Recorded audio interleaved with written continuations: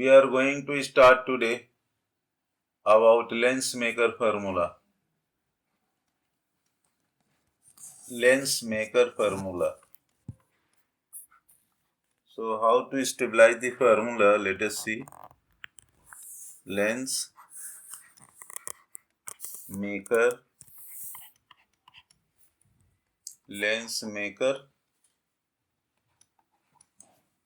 formula.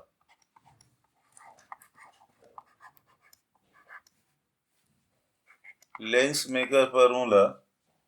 This very lens maker formula is related with the focal length and refractive index of the medium of the given lens. This is equal to 1 upon f, which is equal to mu minus 1 upon r1 minus 1 upon r2. This is called lens maker formula, and we will stabilize this by using the refraction formula and the basic necessary assumptions made to stabilize this lens maker formula by using the refraction formula through the convex surfaces. What are the, let us see first of all we will draw here one convex lens we will take here.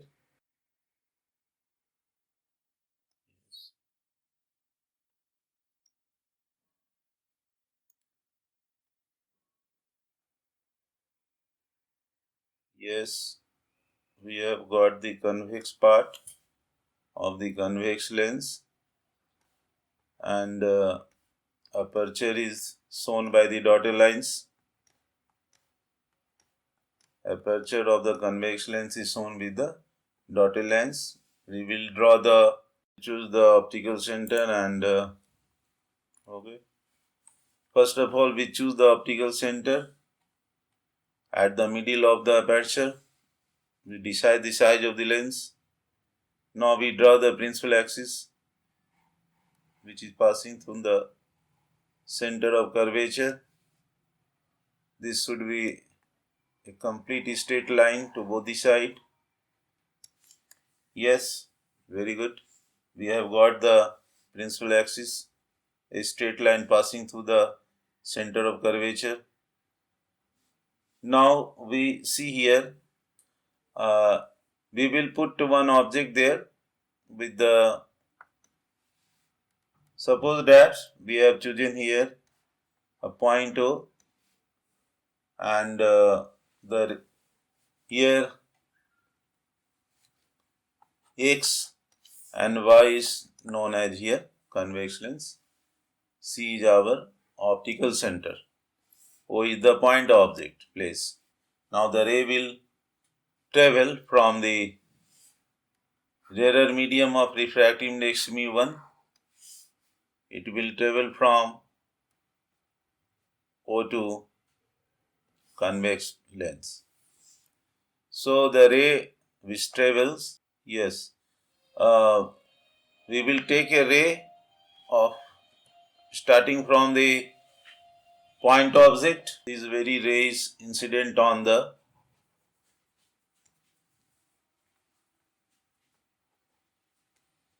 convex part. We write the point P1 here to the left side and P2 to the right side, and ray travels from O to XP1Y part, and we draw the normal at the point where the light incident. We draw the normal at the point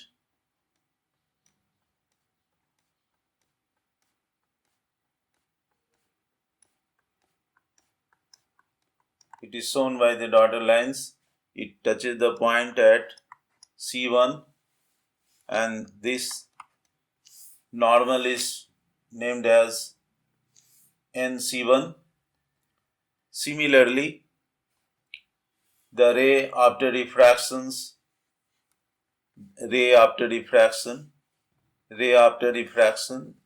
it travels from one refracting surface to the other and goes to the position where image is formed.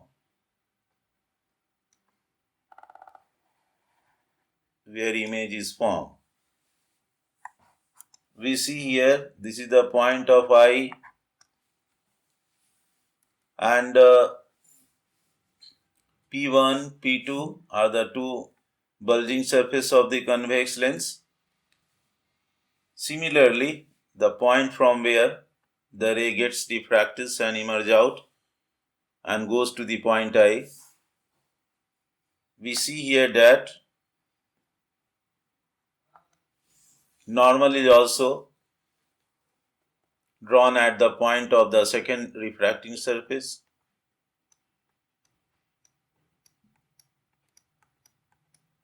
This very normal from where the rays converge to, we take here NC2. So N-C1 first normal and NC2 normal at the second refracting surface. So both normals, mu1 is the refractive index of the rarer medium. So light is traveling from the point object which is placed in the rarer medium, and after diffraction through the convex lens, it converges to the point I where image is formed. We see here that the distance of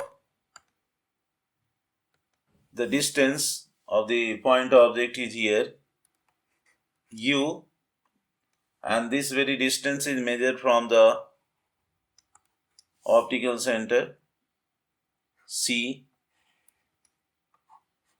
and V is the image form at I, measured from the optical center C. So we have got the object distance and image distance. Now if this very I behaves as an object for the second surface, and this second surface I act as an object for the second surface whose final image is formed at I1. So we have got the image of the I which act as an virtual object for the second surface xp2 by, and we will write here the distance v1 for the image form measured from the optical center of the lens. The remarkable point is also here that C1 and C is nothing but the radius of curvature. We used to write here R1, and C2 to C is taken as radius of curvature of the lens, taken as R2. So in this very ray diagram we have got how the point object forms the image I, and this very I behaves as a virtual object for the second refracting surface of the lens whose final image is formed at I1. The distance of the image I is V, and the final image forms at I1 which is at a distance V1. Now the basic assumptions we also used to write here. Mu2 is taken as the refractive index of the convex lens. Now we will write here some basic assumptions. What basic assumptions are taken? Number one, yes, most important basic assumptions.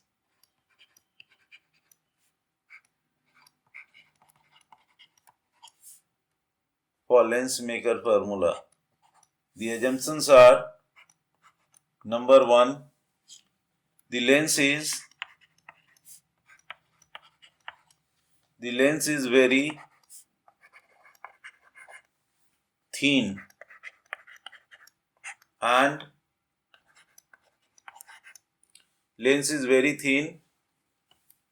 and hence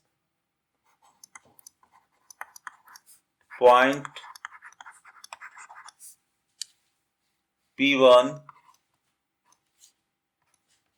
C1 and P2 are very close to each other.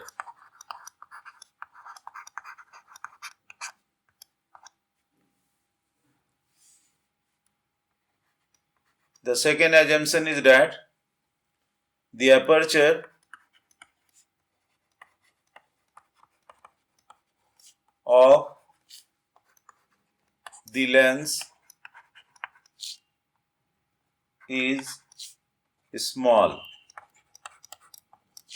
Very remarkable assumptions. Aperture is very small. Aperture is the size through which the refraction of light takes place inside the lens.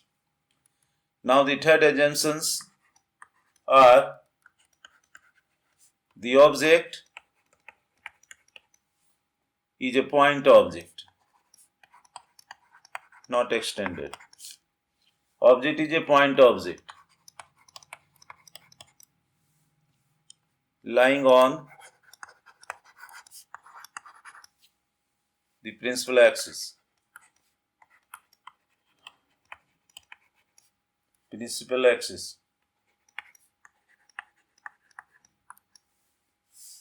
And fourth assumptions are the incident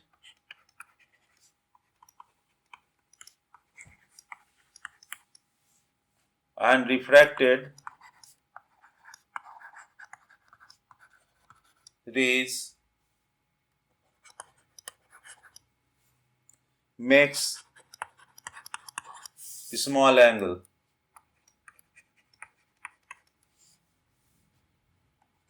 Small angles with the principal axis.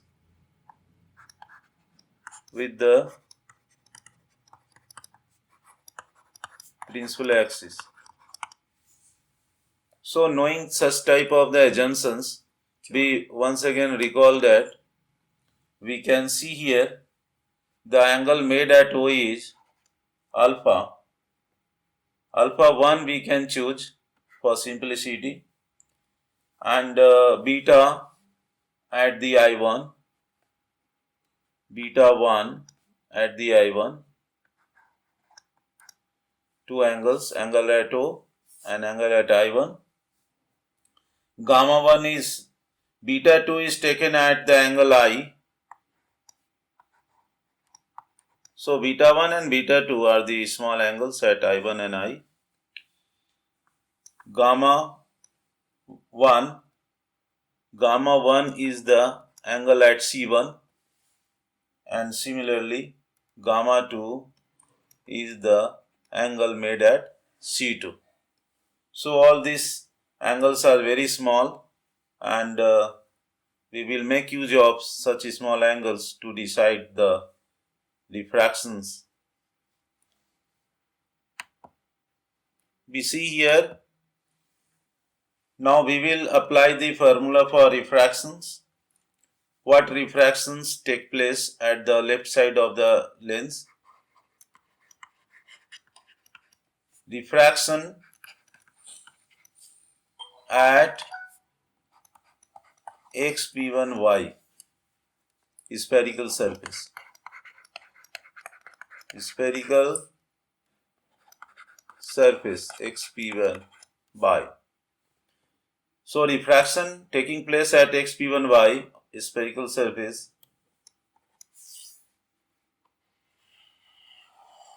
at this very surface we will write the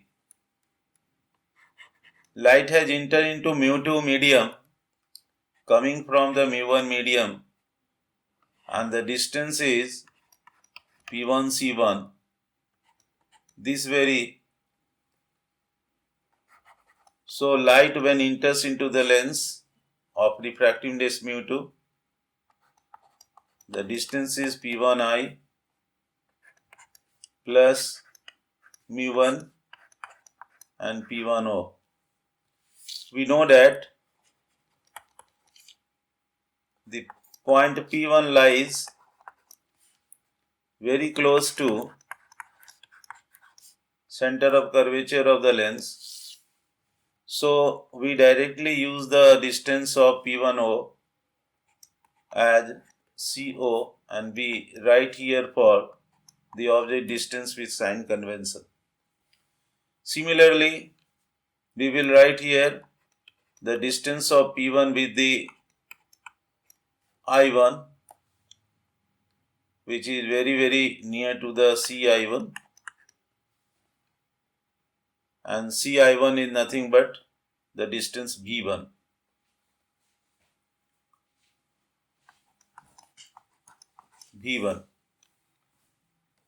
Now the distance of the P1 C1 is very close to the CC1 and this is equal to the radius of curvature R1. So we can write here mu2 minus mu1 by P1 C1 as R1 equal to mu2 P1 I1 is equal to CI1 plus mu2 upon CO. P1O is equal to CO and this is also equal to minus U. Similarly, we write here for equation 1 and we once again calculate the value of refraction at other surface of the lens. The refraction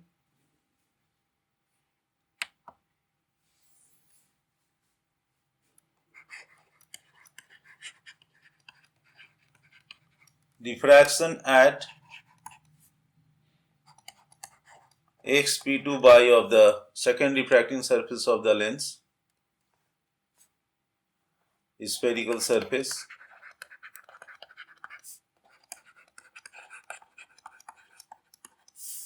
we calculate by using the refraction formula here. We once again write for light has entered into mu2 and mu1 by P2C2, light coming from mu2 P2I1 plus enters into the refractive index mu1 P2I. We know that P2 lies close to C and in place of P2I it is nearly equal to Ci and P2C1 is nothing but it is CC1. So CC1 we can write here. So this value refraction formula comes out to be, and P1I1 is nothing but CI1. All this formula help us to write mu2 minus mu1 by CC2 equals to minus mu2 by P2I1 comes out to be P2I1 plus mu1 upon P2I. We know that P2I, which is equal to Ci, is nothing but it is the image distance. P1I1, which is equal to Ci1, and P2C1 is CC1 equal to R1. So we write here for mu2 minus mu1 upon CC2 equal to minus mu2 by Ci1 plus mu 1 upon Ci. So we will write here P2I1 plus mu 1 upon Ci. This is taken as equation 2. Mu 2 minus mu 1 upon Cc2. Now we will make use of equation by adding equation 1 and 2. We will write here mu 2 minus mu 1 upon Cc1 plus mu 2 minus mu 1 upon Cc2 added to, and to the right hand side mu 2 by Ci1 plus mu 1 upon Co. Now Ci1 plus mu 1 upon Co. From equation 1 and 2 we can write here mu 2 by C1 plus mu 1 upon Co and added to minus mu 2 upon P2I.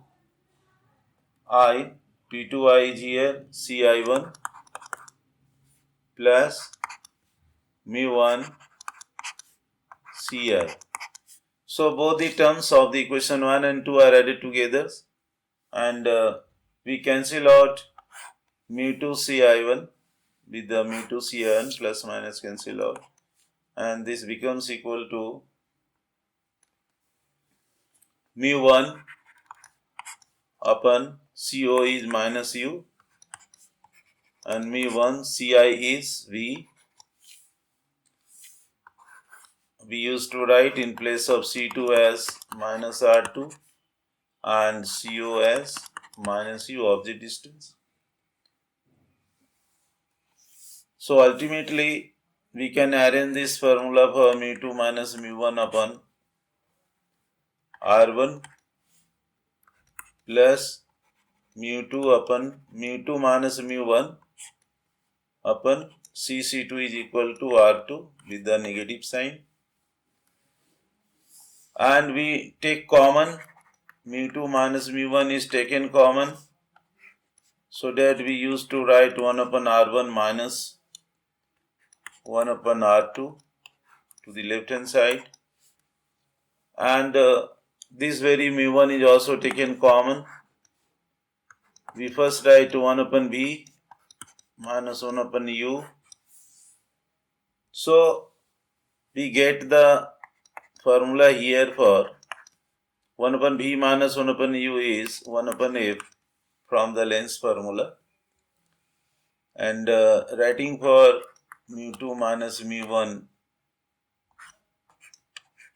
keeping the terms 1 upon R1 minus 1 upon R2, we see here that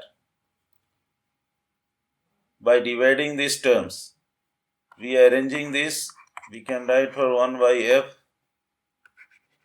mu 2 minus mu 1 by mu 1, keeping 1 upon R1 inside the bracket. We see here that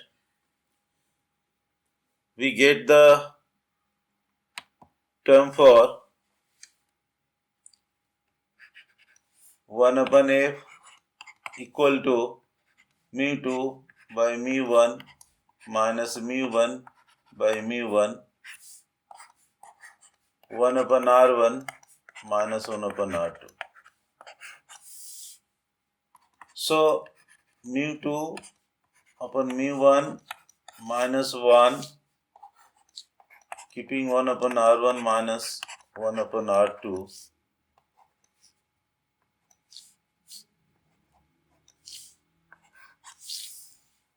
this very mu 2 by mu 1 is the refractive index mu minus 1,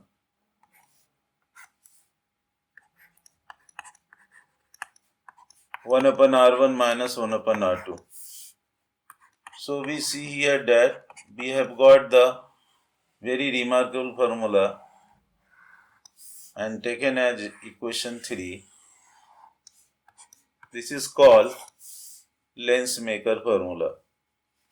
This is called lens maker formula.